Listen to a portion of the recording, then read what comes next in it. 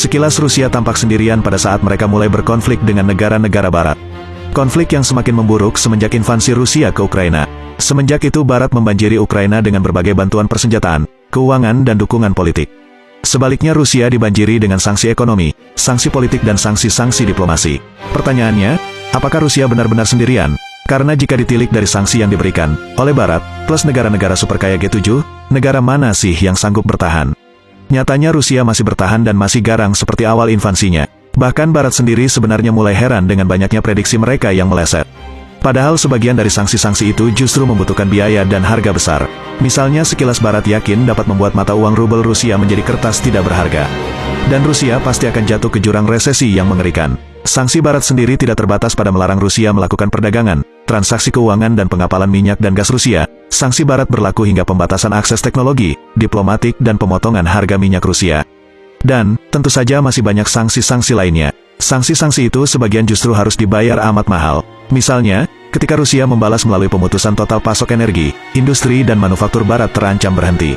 Dan yang terjadi, hampir sebaliknya, mata uang rubel yang sempat jatuh dengan cepat pulih, Rusia juga dengan cepat pulih dari inflasi. Meskipun kemajuan militernya telah menunjukkan tanda-tanda kemunduran, sektor ekonominya yang berbasis energi, nyaris bukan tandingan dunia Barat.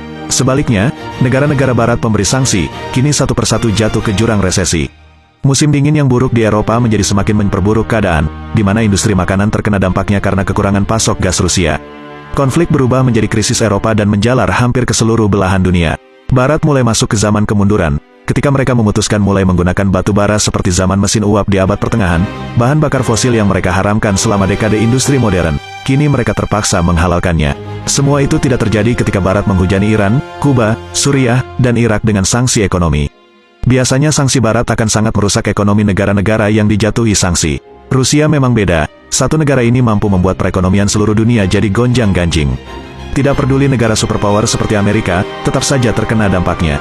Mari kita telusuri, apakah Rusia hanya sendirian menentang dunia pada umumnya, atau seluruh dunia Barat khususnya. Pertama kita melihat hubungan Rusia dengan dua kekuatan besar Asia, yakni Cina dan India. Kedua negara ini terkenal dengan industri dan kelas teknologi yang telah mereka kuasai. Khusus India mungkin tidak akan membantu Rusia terlibat berperang langsung, tapi India dengan tegas dan berani menentang Amerika ketika Barat melarangnya membeli gas dan minyak dari Rusia. India membeli dan mengapalkan minyak dan gas Rusia dalam jumlah besar.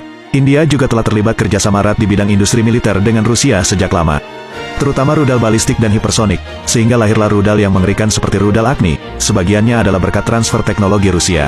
Walau memiliki hubungan baik dengan negara-negara Barat, India hampir tidak mungkin meninggalkan Rusia begitu saja. Ini terbukti dari sikap India yang cenderung selalu membela Rusia di PBB. Kemudian Cina, jelas telah memiliki hubungan kerjasama tanpa batas. Dan tentu saja kerjasama rahasia dengan Rusia yang sangat mengkhawatirkan Barat. Walau dalam beberapa hal tidak akur dengan India, kedua negara Asia ini jelas aset persahabatan yang membuat Rusia tidak mudah dikucilkan oleh Barat. Kedua negara ini adalah raksasa Asia dengan model ekonomi besar yang mampu menandingi hegemoni Amerika dan sekutu-sekutunya. Hubungan Rusia dengan India dan juga Cina berdampak langsung terhadap ketahanan ekonomi Rusia. Negara-negara menengah dan kecil mungkin berpikir ulang 14 kali sebelum terlibat berbisnis dengan Rusia pada saat ini. Namun India dan Cina tidak perlu mengkhawatirkan ancaman seperti itu. Mereka sudah cukup kuat. Lalu bersama Cina, Rusia dapat membuat sistem keuangan tandingan Barat yang membuat hegemoni dolar dan euro jadi tidak terbantahkan. Alhasil terbukti, meski di saat-saat sulit, nilai mata uang Rusia, rubel menguat, demikian juga yuan Cina. Walau belum menjadi hat-trick, pemerhati ekonomi umumnya beranggapan, itu semua adalah langkah awal Cina menghapus dominasi sistem keuangan Barat. Lalu ada Iran, negara ini kelas menengah dengan rating militer yang tidak bisa dipandang enteng. Baru-baru ini Iran telah memutuskan memasok Rusia dengan drone-drone buatan mereka. Lalu Rusia juga bersiap memasok Iran dengan 24 unit jet tempur Sukhoi Su-35 dalam waktu dekat.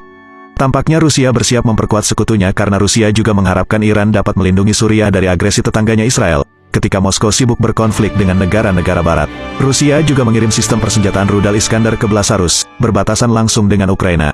Ini terjadi setelah Amerika mengumumkan akan memasok rudal Patriot ke Ukraina. Tidak cukup sampai di situ, Rusia ternyata berhasil mengambil hati negara-negara Teluk melalui Cina, yakni Saudi Arabia dan Mesir.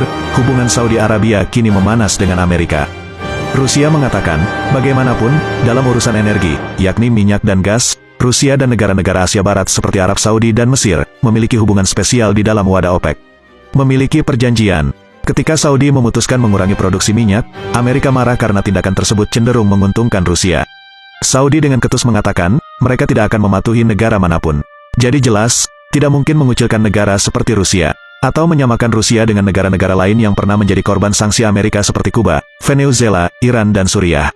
Rusia masihlah superpower dan pada kenyataannya konflik ini dapat memperlihatkan kelas Rusia dan di mana ia berada sekarang. Sementara Rusia juga sibuk mempersenjatai beberapa negara lain, mereka juga membangun strategi perang baru melalui sumber daya energi yang mereka miliki, memanfaatkan keuntungan musim dingin Eropa menjadi keuntungan. Terbukti, beberapa negara barat tampaknya mulai tidak tahan jika harus berperang dengan kekuatan alam, dan mulai mau membeli minyak dan gas Rusia dengan harga normal di pasaran. Kita tidak dapat membayangkan jika perang ini berlanjut lebih lama, dan kerusakan apalagi yang akan ia tinggalkan di atas